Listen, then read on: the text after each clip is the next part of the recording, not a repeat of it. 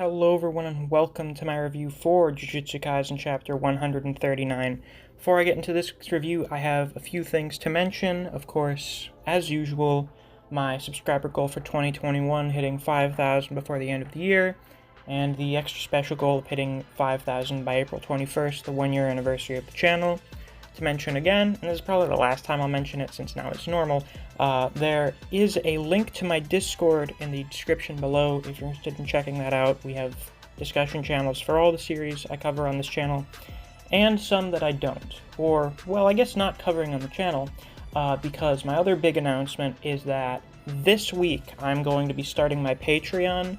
I plan on doing 2 new video series on there. I'll do reviews for Solo Leveling on Wednesdays, and reviews for Omniscient Reader on Thursdays. The monthly, what do you want to call it, subscription? I'm not super familiar with the platform. It's going to be $5 a month. I think $5 for 10 new videos every month is a pretty fair deal. So if you're interested in that, I will have that up probably by Wednesday this week. And I'll make an announcement on the community page. So check that out if you're interested. Supporting me on Patreon would go a long way to making this whole YouTube business financially stable. Probably help turn it into something I can consider more of like a long-term income for me. So with that out of the way, let's get on with the review.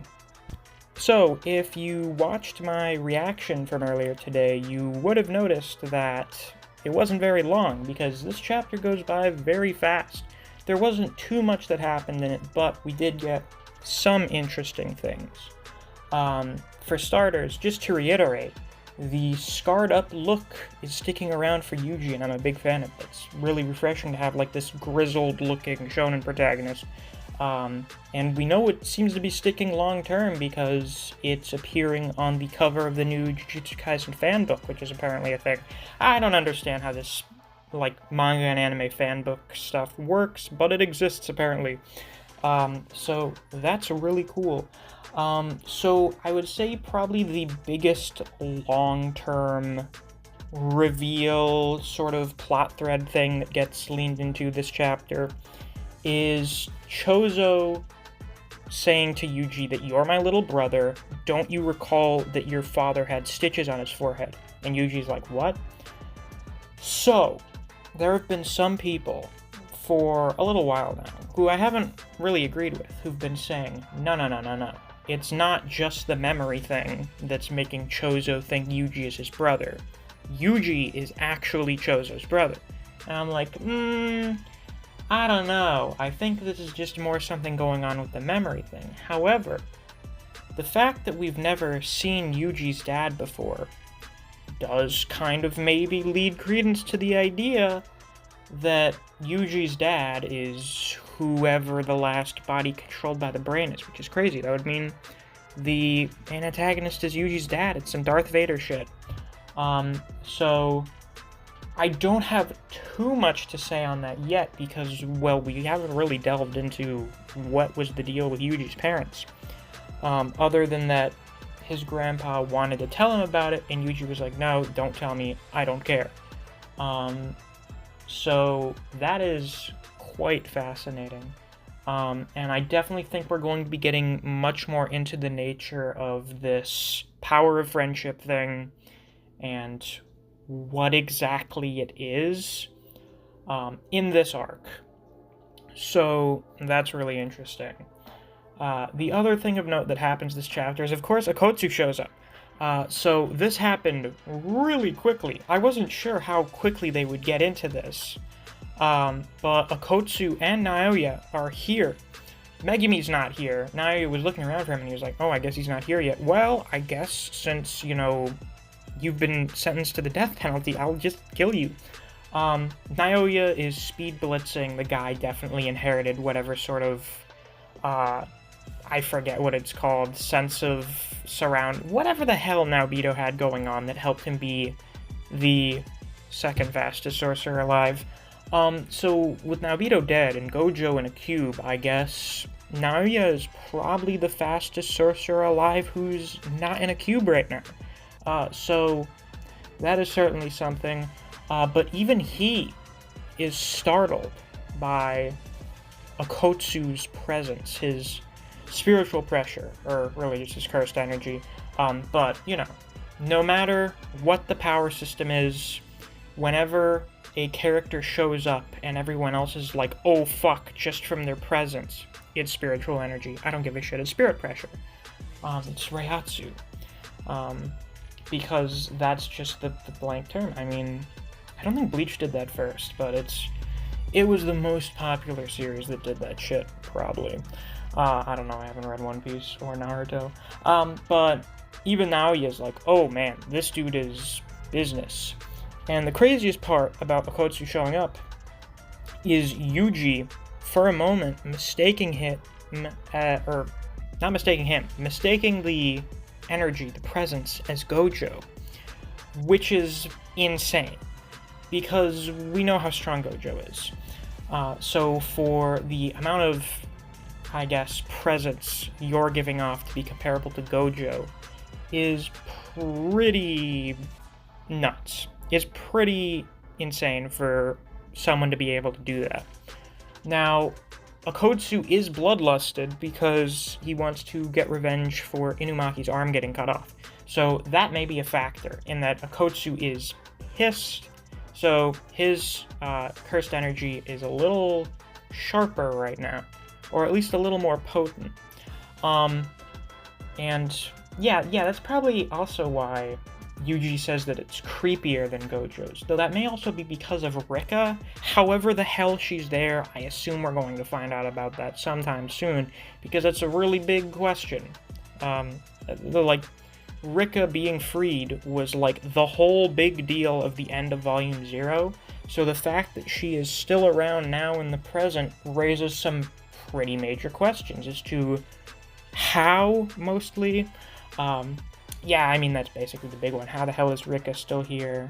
In what form is Rika still here? Yeah. So that may also be a factor. Also, it's funny how this scene really parallels when Akotsu first met his other, at the time, fellow Versailles. That's just neat. Now, I'm gonna say this now. No, I don't think Akotsu is as strong as Gojo. There have been some people who have insisted that no, Akotsu is stronger than Gojo, he could beat Gojo because they headcanon him having domain expansion or simple domain, even though we haven't seen him yet. I don't doubt that Akotsu could have learned, or already knows simple domain, or maybe even learned domain expansion in the years since we've seen him. But I'm not going to headcanon him having it in the off chance that he does. I'm going to wait until I can see what he can do before I'm like, oh yeah, this guy could beat Gojo. I'm not going to do that. I'm going to wait. I'm going to wait and see what Akotsu can do, which we're going to be seeing next chapter, I guess. But if Akotsu was actually stronger than Gojo right now, if he could beat Gojo right now, then the brain and the Disaster Spirit's plan would not be, alright, we have to seal Satoru Gojo no matter what, because as long as we seal away Gojo, we have a chance.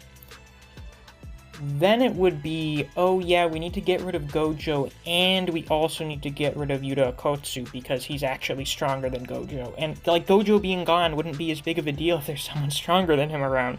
You get what I mean? The impact of him being gone wouldn't be as severe if there was someone stronger than him who's already there. It's it doesn't really make sense. But this is not me ragging on Akotsu. I have him at top 5, and that was just Volume 0 Akotsu. Now, I probably would put Geto ahead of him now with all the stuff that we've seen as possible with curse manipulation. However, Akotsu is probably stronger than he was in Volume 0, or at the very least, he's as strong. Because, well, originally it was oh, Rika's gone now, so he has to basically relearn how to use his power. But apparently Rika's still here. Maybe summoning her again was part of his training with Miguel. That's possible. So I'm going to say that at the very least, he is still as strong as he was in Volume 0. Which is bad news for Yuji and for Chozo, because I don't put either of them in the top 10. So, that'll be bad. Now, I do wonder what is going to happen after this, because I am leaning more towards this being a longer arc than it just being like a mini arc that's only like 10 chapters long, because this is all basically aftermath results of Shibuya stuff, and that, like, all of the things that have been put into motion because of the Shibuya incident, that is not something that you can address all in like 10 chapters. This is going to be a long-term arc. The consequences of what happened there involving Sukuna and Yuji are massive, and it has ramifications on multiple different characters. So I think this is going to be a long-term thing. I think Yuji, well, at least Yuji is going to get away. And excuse my cat meowing in the background. They've decided that it is now the time of day where I'm supposed to feed them, even though it's way too fucking early. Damn, now they've distracted me. Yeah, I think Yuji is going to get away somehow, and the arc is going to drag out and more characters get involved. It's going to get much more complex than just Akotsu hunting Yuji around in Tokyo. There's going to be a lot more players involved in that. We've already seen that with Naoya. We still haven't seen Megumi. We need to know what's going on with Todo and Nobara and Maki and the rest of the Kyoto school. So I don't think this is going to end anytime really soon. At the very least, I think this arc is probably going to go on for like 30 or 40 chapters. It will... I'm definitely leaning more towards this being around the length of the Shibuya incident, maybe in between Goodwill and the Shibuya incident. But this is not, I don't think this is going to be a short arc by any means. Yeah, once again, it was a short chapter, so that's really all I have to say about the chapter itself. However, I am going to talk a bit about this week's episode of the anime, because it was the episode where we finally got Black Flash. So a few things. First of all, the animation throughout the majority of the episode, basically all of the episode, was top-notch. It was really, really fucking good. My only criticism comes with Black Flash itself, where there's, like, all of the black and red cursed energy is just everywhere, and you can't see what's going on. It's just, like, kind of messy. So I wish they had maybe done kind of a better job animating that. It didn't feel like it had as much impact. What happens after had a shitload of impact. But I feel like the actual, like, connect the impact, like, the moment the Black Flash lands could have been maybe done a little better. But it was really, really cool. I was wondering how they were going to handle it. When Yuji is concentrating so hard that he's drooling, and it, like, the drool goes down the page to show how quickly everything's happening. The transition they did for that was really awesome. It was really, really cool the way they did that. So I was a big fan of that. And it's looking like this Hanami fight is going to be turning out really, really good. So I'm very excited for next week's episode, and it looks like we're definitely going to be getting Origin of Obedience, unless they just out of nowhere do Volume 0, which I kind of doubt. I'm not really sure where they can fit Volume 0 into the anime itself, so I find it most likely that if anything, they're just going to do an OVA, which works. I mean, I really don't have an issue with that. That just means we get pretty much all of Hidden Inventory and the Shibuya incident in the next season, so that's cool. And it's kind of crazy to think about how there's only like 5 episodes left in the anime. What, oh my god, what will I do? I'll probably just watch My Hero, and wait for, well, Demon Slayer Season 2 is coming out this year too, so, oh shit, oh god, it's almost like there's always something I'm going to be watching, like whenever a season of something ends. It seems like Jujutsu Kaisen is going to end, and then we get the new season of My Hero, and then we get the new season of Demon Slayer, and I have no idea when the Chainsaw Man anime comes out. And then in the later half of the summer, we're getting the Record of Ragnarok anime, which I hope won't suck. So, yeah, that's cool. This anime has been really awesome. It won Anime of the Year, by the way, in case you didn't know that. And it definitely deserves it. So, yeah, we kind of lucked out with getting Mappa. Mappa apparently had kind of like a bad reputation prior to Jujutsu Kaisen. I haven't really watched many of their anime. Once again, I've heard that Mappa allegedly drops the ball in the second core of most of the seasons they do. But if anything, for Jujutsu Kaisen, it's been the opposite. I think the production quality has been significantly higher than the first core of the season, which is kind of hilarious. But yeah, I'm definitely looking forward to the rest of the Goodwill event, seeing that finished up, and seeing the rest of the season. So yeah, with that is all I have to say this week. If you enjoyed, please be sure to like, comment, subscribe, and click that notification bell so you don't miss any of my uploads. I do Jujutsu Kaisen chapter reactions and reviews every week. If you haven't seen my reaction, I uploaded it earlier today. You can go check it out on my channel. If you enjoy other series such as Record of Ragnarok, Black Clover, and Kengan Omega, I do videos on those series as well. So if you're interested in those, you should definitely check out my channel. Once again, if you enjoy discussing Jujutsu Kaisen with other people, or you just enjoy the content I produce on this channel, I highly suggest you check out my Discord server. I have a link to it in the description and on my channel. Thanks for watching, and I'll see you around.